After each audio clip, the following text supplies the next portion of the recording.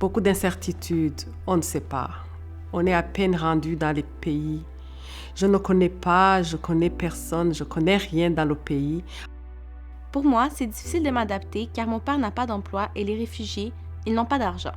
Je suis tombée dans des situations où j'étais jugée, où je sentais qu'il y avait une certaine injustice. Il y avait beaucoup de côtés positifs parce que j'ai commencé mon doctorat. J'étais quand même impliquée dans l'association des étudiants dans plusieurs choses. Je n'étais pas isolée, mais ça, c'est moi qui faisais pour partie. Je voulais sentir l'appartenance et tout ça, c'était plus que ça. C'est sûr qu'il y a comme une recrudescence de la violence, on va se le dire. Pendant vue d'une personne qui a grandi à Montréal-Nord, c'est la richesse, c'est la jeunesse, c'est l'intégration, c'est le multiculturalisme, c'est l'intergénérationnel qui cohabitent ensemble d'une façon tellement exceptionnelle. On est des arrondissements qui a la chance d'avoir beaucoup d'organismes divers et variés. Donc ça, pour moi, c'est une richesse. Je suis désolée de le dire, mais c'est le quartier, c'est ça le problème.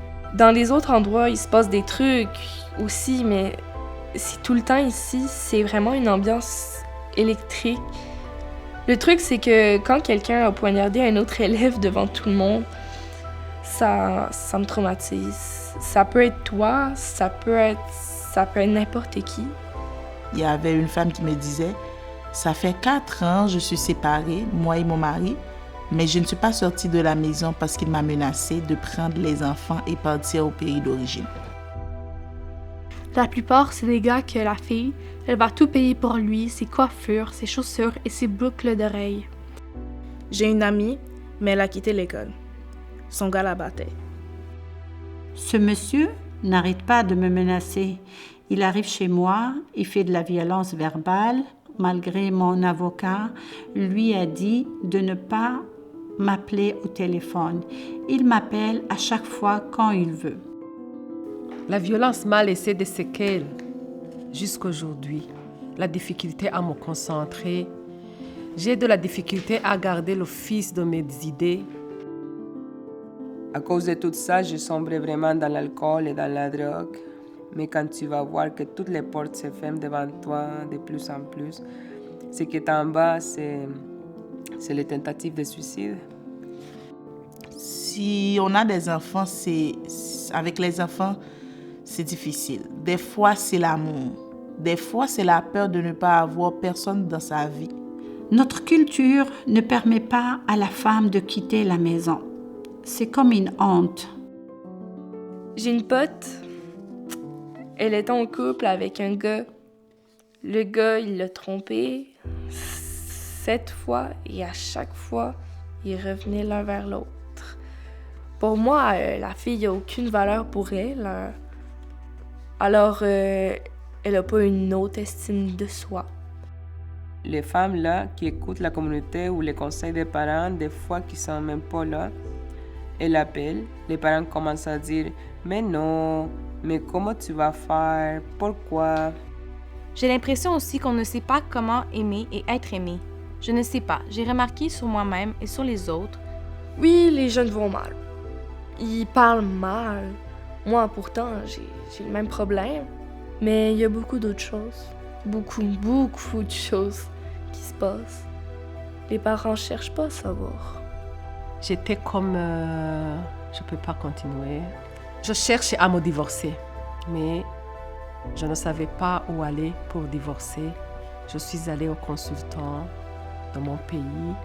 J'étais chanceuse de rencontrer quelqu'un qui comprenait bien le pattern de violence et qui m'a mise sur la bonne voie.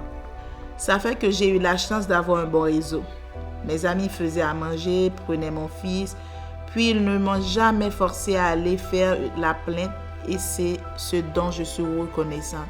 Ils connaissent vraiment pas grand-chose à la violence conjugale à part « Non, tu n'as pas le droit d'accepter ». Tout le monde a été comme patient. Ils ont accepté mon rythme.